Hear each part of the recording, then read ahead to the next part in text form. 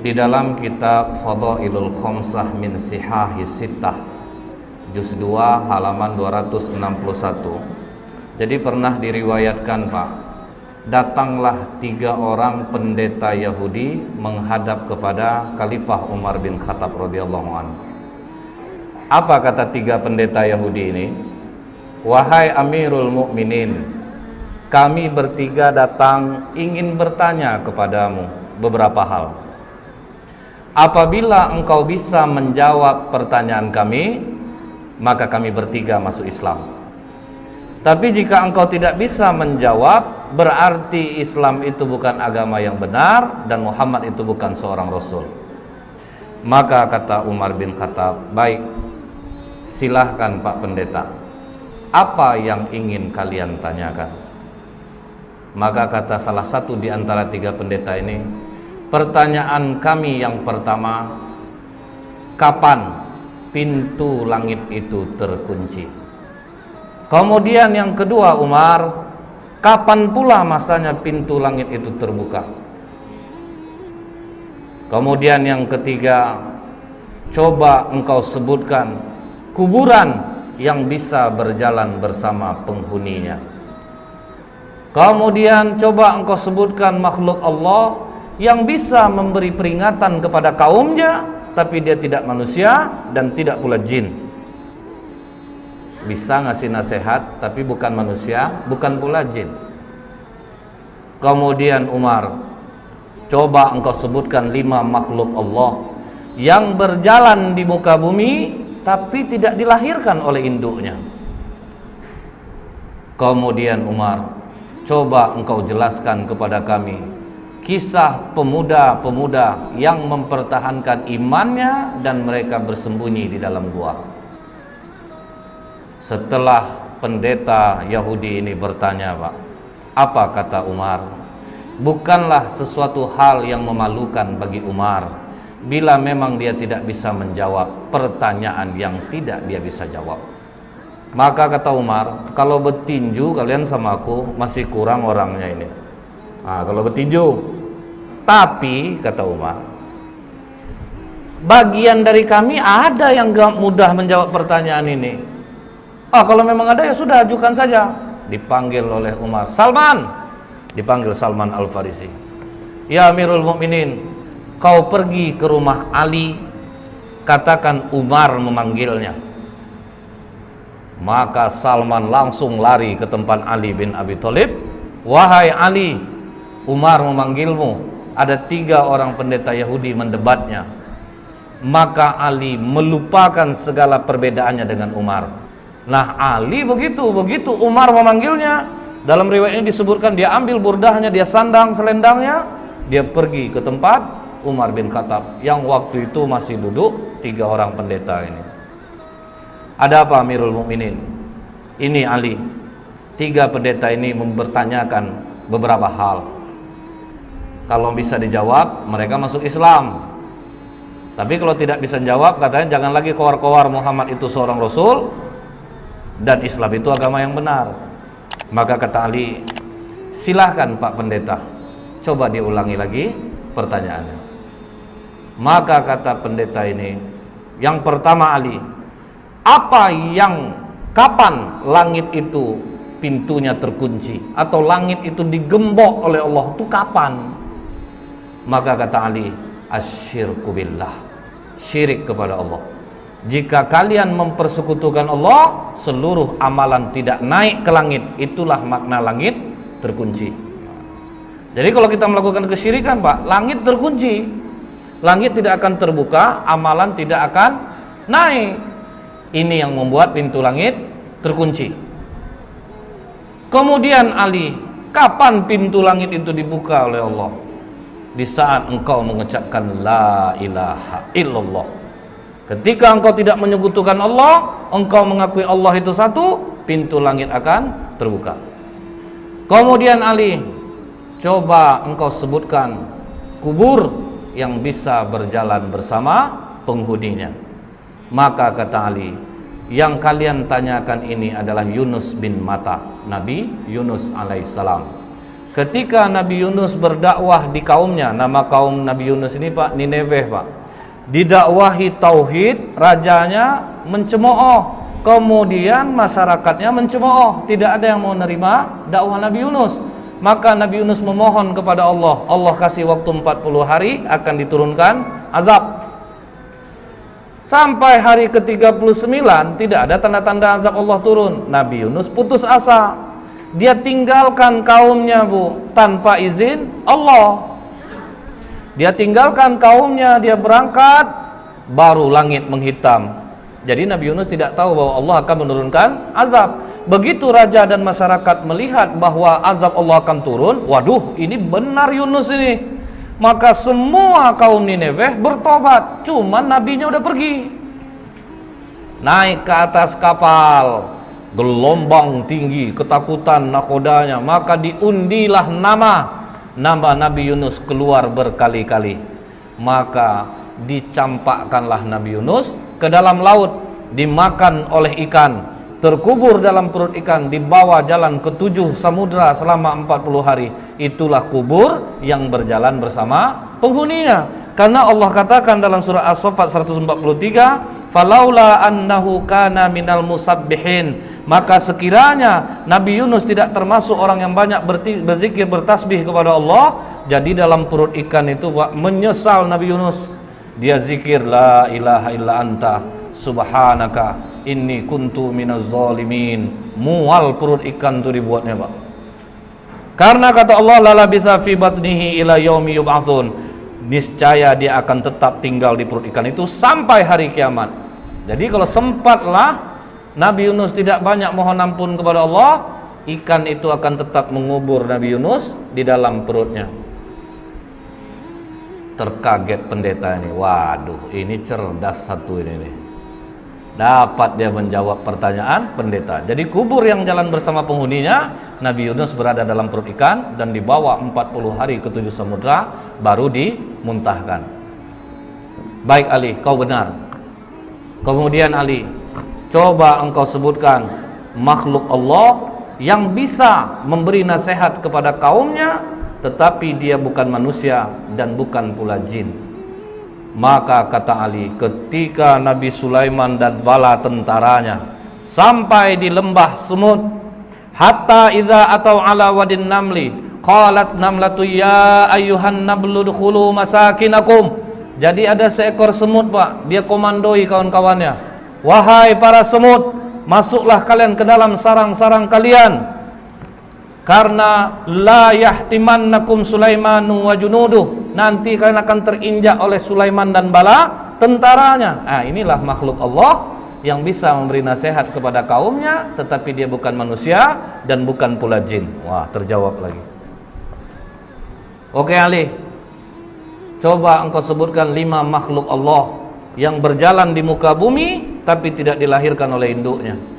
Maka kata Ali, Adam alaihissalam, Siti Hawa, onta Nabi Soleh itu keluar dari batu Pak, tidak dilahirkan oleh induknya. Kemudian tongkat Nabi Musa yang berubah menjadi ular, ular itu juga tidak dilahirkan oleh induknya.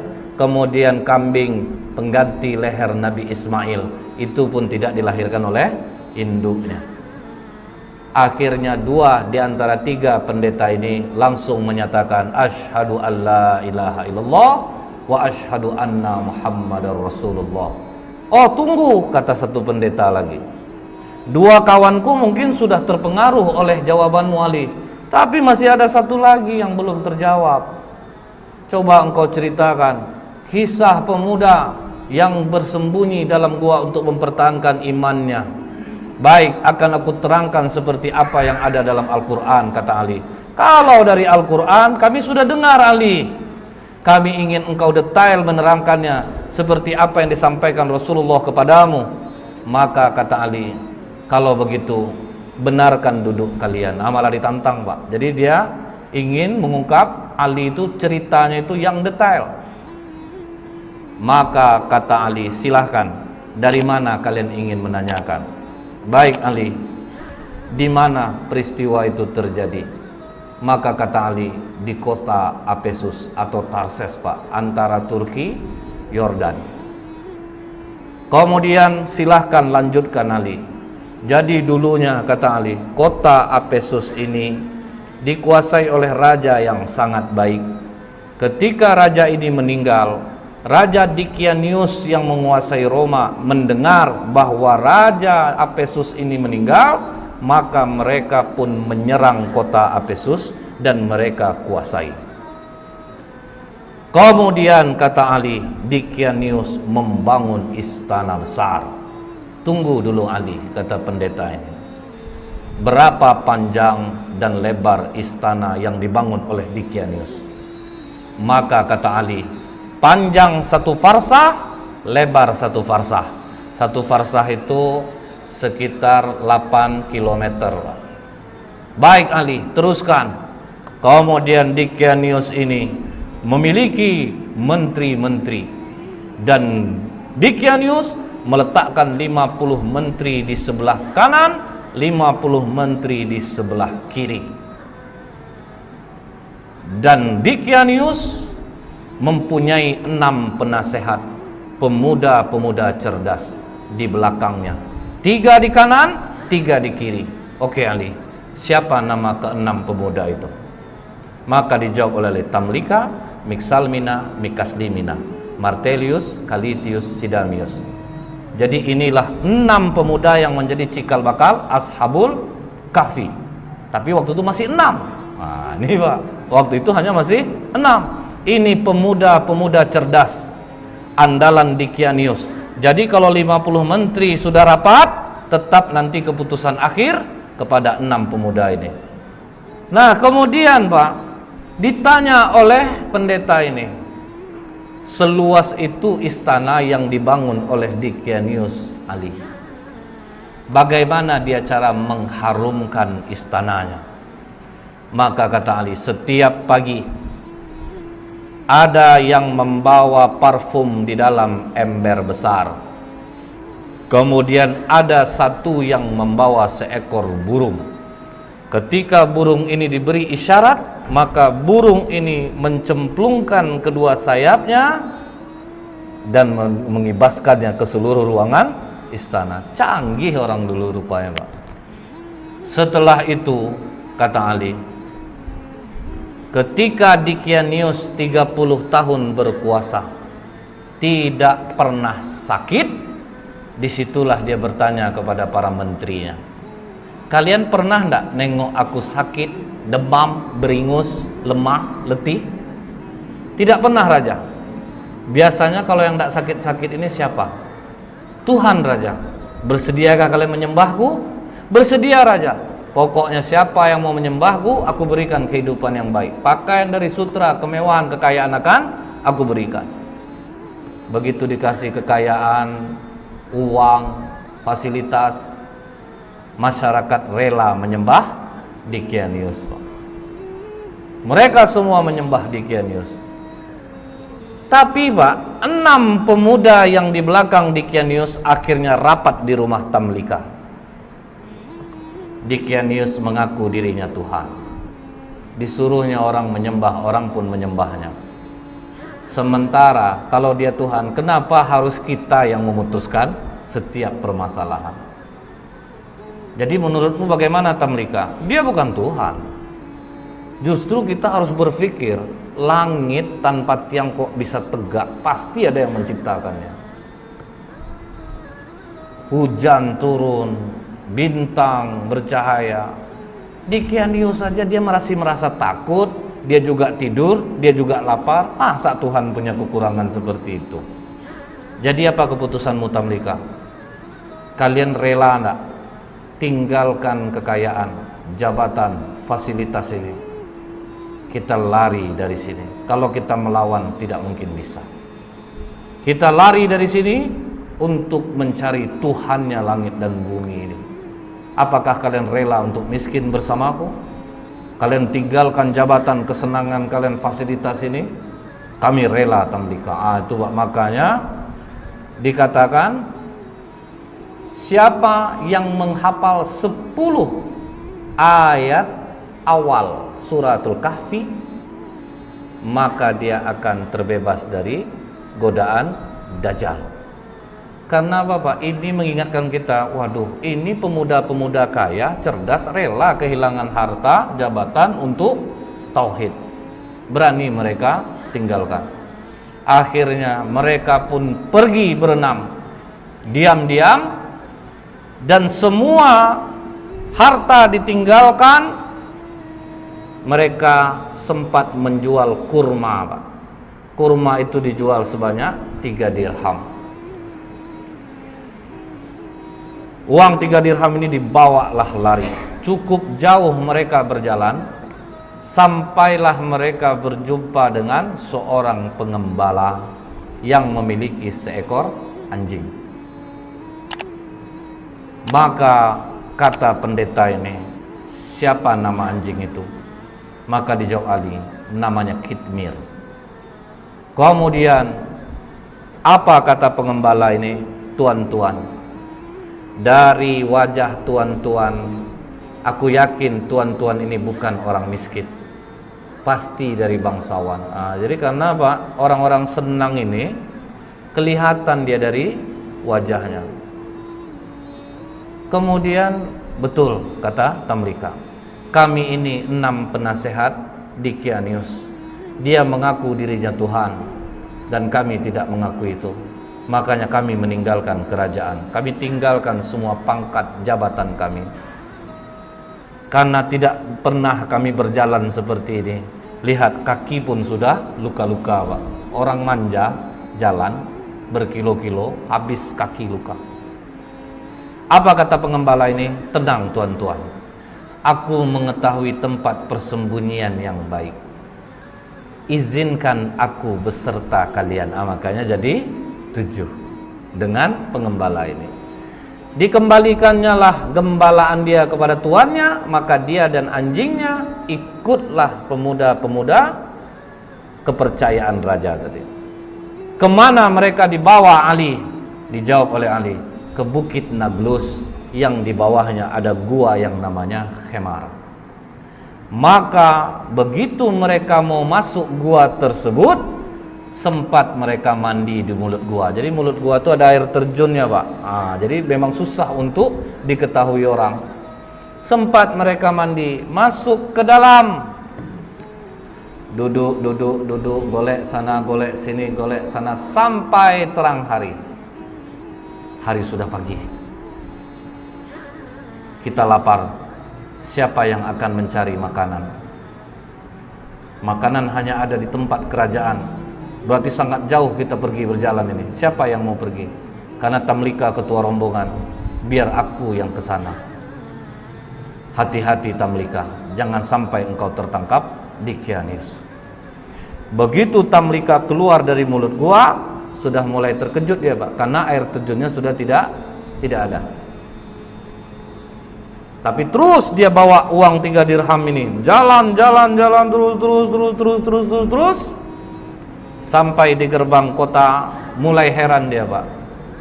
Kenapa berbeda betul kota ini? Apa aku salah masuk? Akhirnya masuk dia di tempat orang menjual roti. Begitu sampai di tempat orang jual roti, ditanya harga roti berapa? 1 dirham. Dia kasih uang dirhamnya. Begitu dia memberi uang dirhamnya, langsung ditahan tangannya oleh penjual roti. Kau menemukan barang kuno ya? Tidak, itu uang biasa. Uang aku hasil dari menjual kurma kemarin. Jangan bohong. Raja Abdurrahman hanya mengambil 5% dari barang kuno yang ditemukan. Tambah kaget Tamlika, Pak. Loh, nama rajanya kok beda? Bukankah raja di sini Dikianius? Oh, engkau telah menyebutkan nama raja zolim yang mati ratusan tahun yang dulu. Wah, tambah kacau Tamlika. Pokoknya kau harus menghadap kepada raja. Bingung juga dia, Pak. Oke, kita menghadap kepada raja. Begitu sampai di kerajaan, alangkah kagetnya Tamlika, ternyata rajanya memang tidak Dikianius. Dikatakan oleh tukang roti ini, Raja, ini orang membeli roti kepadaku dengan menggunakan uang kuno. Jadi makanya aku bawa dia kemari. Tapi ini uang aku kemarin, Raja, bukan uang kuno. Sudahlah, kata raja. kami hanya mengambil 5% dari barang kuno yang ditemukan. Tidak raja, ini uang baru kemarin. Sudahlah, jangan berkelit, kata raja. Aku tinggal di sini raja. Disebutkannya lah nama-nama orang yang dia kenal, Pak. Apa kata raja? Sepertinya pikiranmu mulai terganggu. Nama-nama yang kau sebutkan itu nama-nama orang yang sudah lama mati ya. Tapi betul raja, aku tinggal di sini raja. Aku masih ingat di mana rumahku. Maka kata raja, iringi dia. Kemana dia menunjukkan rumah, pergi kalian ke sana. Diiringilah oleh para tentara. Sampai di rumah yang dia tunjuk, diucapkan, dipanggil keluar orang tua yang sudah sangat tua renta. Mengapa kalian datang kemari? Katanya kepada tentara raja ini. Ini Pak, pemuda ini mengaku dia tinggalnya di sini. Siapa kau anak muda? Dijawab oleh Tamlika, aku Tamlika putra Filistin. Langsung sujud kakek ini datuk moyangku. Inilah yang diceritakan oleh Isa alaihissalam. Pemuda-pemuda ini akan bangkit. Mereka mendiami gua. Makanya di kitab Injil ada ayat tentang Ashabul Kahfi, Seven Sleeper. Jadi ada Pak. Maka hebohlah kota Efesus. Bangkit raja mengingat apa yang pernah disampaikan oleh Isa alaihissalam. Jadi rupanya sudah datang pula utusan Nabi. Sudah berlalu pula masanya. Maka kata raja ini, bawa Tamlika, digendong di atas kuda, dihormati sampai di bawah bukit Naglus. Apa kata Tamlika? Jangan ada yang naik ke atas, karena nanti sahabat-sahabatku mengatakan Dikianiuslah yang mengejar dia. Jadi tunggu kalian di bawah, biar aku yang naik ke atas. Maka Tamlika naik ke atas. Sampai dalam gua bawa juga lah roti tadi. Silahkan makanlah kalian dulu. Apakah aman perjalananmu Tamlika? Bukan aman lagi, malah aku bingung dan terkejut. Tahukah kalian sudah berapa lama kita di sini? Makanya ada dialog itu Pak dalam surat Al-Kahfi. Fadarabna ala adhanihim fil kahfi sinina adada. Maka kami tutup telinga mereka dalam gua itu selama beberapa tahun. Kemudian kami bangunkan mereka agar kami mengetahui manakah di antara kedua golongan itu yang lebih tepat dalam menghitung dan berapa lamanya mereka tinggal di dalam. Jadi mereka mengatakan ada yang setengah hari, ada yang 1 hari. Maka kata Tamlika, tidak. Kita berdiam di sini sudah lebih daripada 309 tahun. Mendengar itu, benarkah Tamlika? Iya, raja sudah berganti. Seorang nabi sudah diutus dan sudah berlalu. Mereka sekarang menunggu kita di bawah.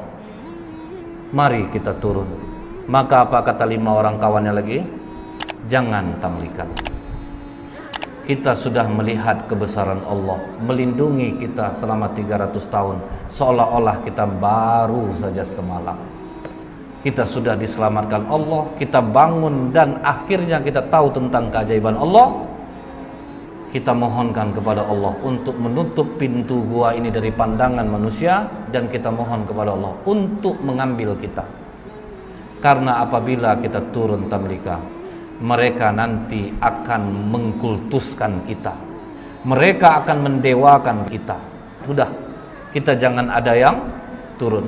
Akhirnya pintu gua itu ditutup dari pandangan manusia.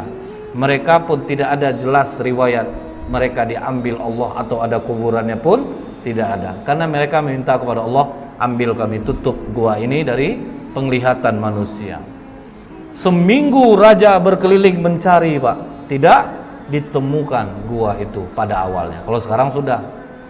Setelah Ali menceritakan ini semua kepada pendeta ini, maka pendeta itu mengatakan, engkau benar Ali, engkau telah menceritakan dengan detail apa yang ada di dalam kitab kami, dan memang benarlah apa yang disampaikan Muhammad kepadamu.